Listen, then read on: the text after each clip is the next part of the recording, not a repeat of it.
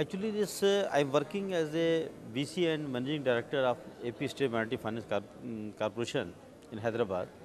We found that the minorities, which consist of about 12% of the population of the Andhra Pradesh, they are actually excluded from this financial institution.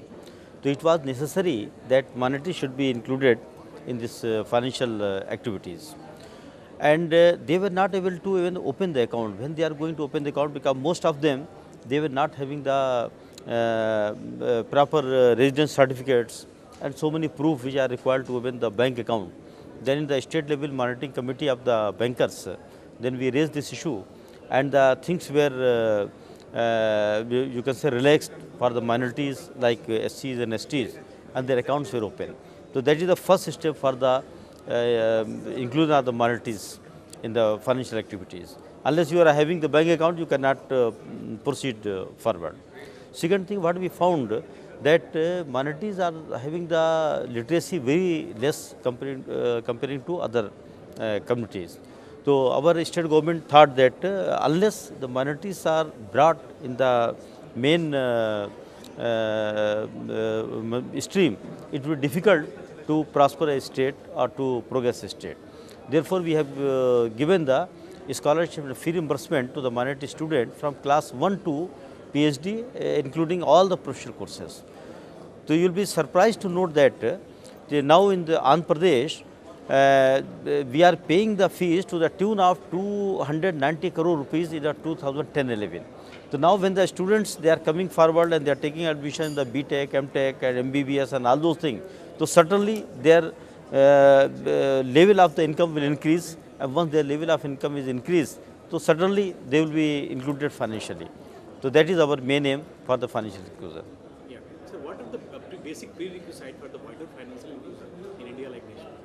Actually, prerequisite that first of all, they should be able to know what all the financial opportunity available with them.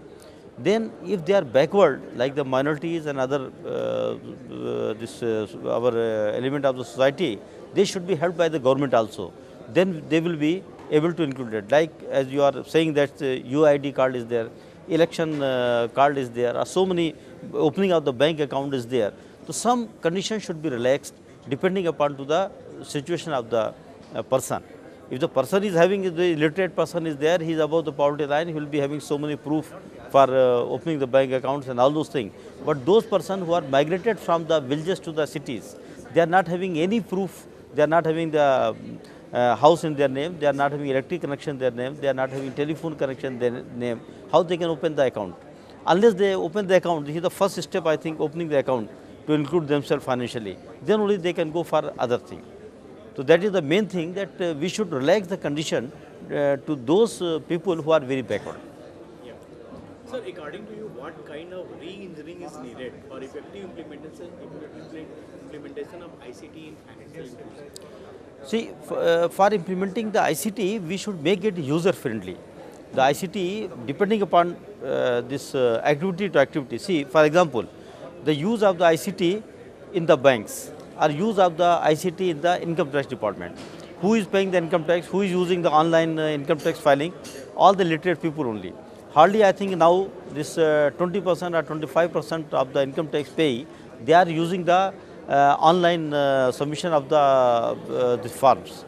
80% they are using still the offline forms. So depend upon department to department. Suppose if the income tax like department is there, sales tax department is there, they can have a high level of use of the ICT. But for the social welfare department, minority welfare department, other department where our stakeholders are very, very poor or even the illiterate, so we will have to make the ICT in such a way that it should be user friendly. As for my online scholarship management system, we have made the good use of the ICT, but we made our pro forma and everything so simple that even the illiterate people, this burqa clad ladies who have not seen what is this internet center, what is the computer, what is the this internet, they are going and they are making the use, and they are filing the online form. So we will have to make the ICT use of the ICT in such a way they should become our our program and our this thing should become a very, very simple and user friendly. Yeah, great, sir. Sir, the opening of common service centers in rural areas have raised some hopes for financial inclusion and the availability of microcredit to the farmers. So, what is your assessment on this? Certainly, it is a very good thing because we were finding difficulty in the, especially in the rural areas. Rural areas actually this internet facility was not available 24 hours because in most of the areas, especially in the northern states, the electricity is not available 24 hours. Then even the internet facility or even your BSNL facility, whatever they are using for the internet, that is also not available 24 hours. So common facility center certainly they are the first step to include so many rural people in the financial inclusion. Yes, sir. Yeah. How do you see the future of e-banking and mobile banking in India? E-banking, mobile banking, I think it is very good. And nowadays, because suppose I will give the example, rural people they were not able to make the use of the ATM because there for them the banking hours were only 10 to 5. ATM has made the your timing 24/7. Any time you can go to the bank, you can withdraw the money. But in the villages, because the ATM facility was not available, it was very difficult for them, and they have to go to the some taluka center or some big places or city to make a good use of this. This all this mobile banking, all this banking, it has brought the bank at the doorstep of the villagers. But only thing that as one thing I want to include that as ATM, now we are using only the ATM for the withdrawing the money. I think there is very much need that ATM, this ICT should be used as in the other countries it is being used.